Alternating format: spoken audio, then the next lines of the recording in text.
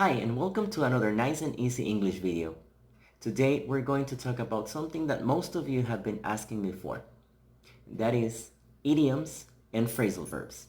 Stay tuned and don't miss a second of this video so you can learn how to properly use phrasal verbs and idioms.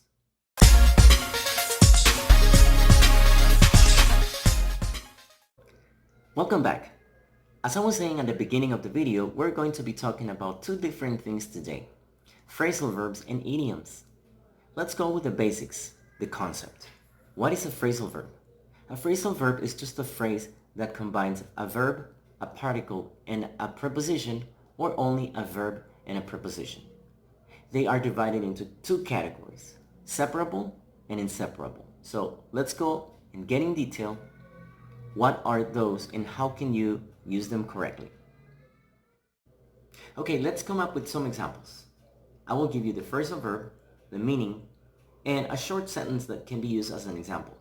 Let me know in the comments what other examples can you come up with, okay? Let somebody down. Let somebody down means to disappoint. A good example could be, Carlos, you shouldn't let your parents down. You must study a little bit more. Pick up.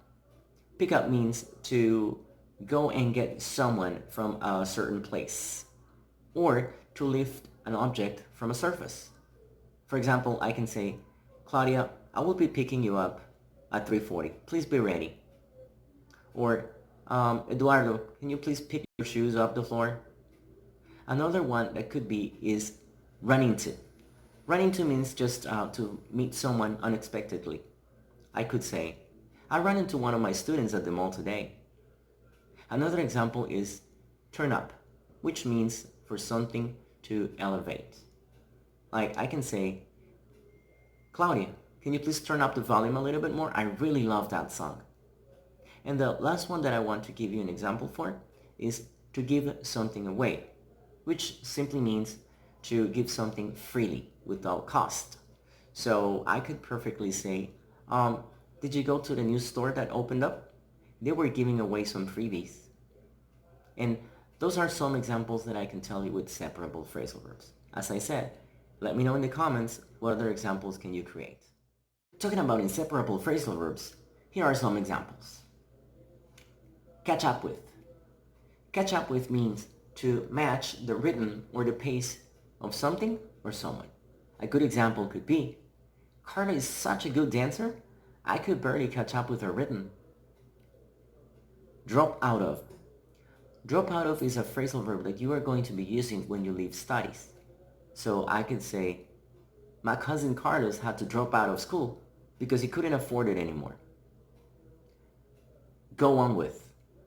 Go on with means basically to continue doing an activity. I have to go on with my studies. It doesn't matter how hard they are. Get off.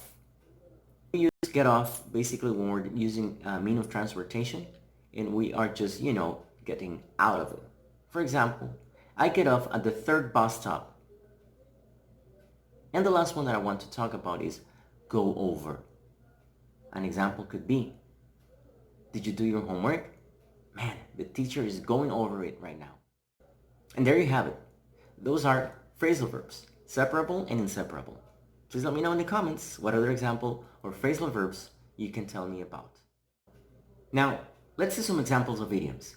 The first one I would like to give you is pull my leg, which basically means that you're trying to be tricked into or whatever you're saying is not true.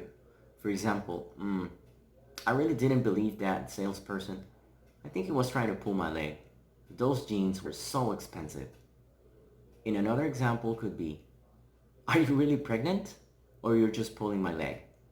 So as you see, the meaning is not really that they are pulling physically the leg of the person.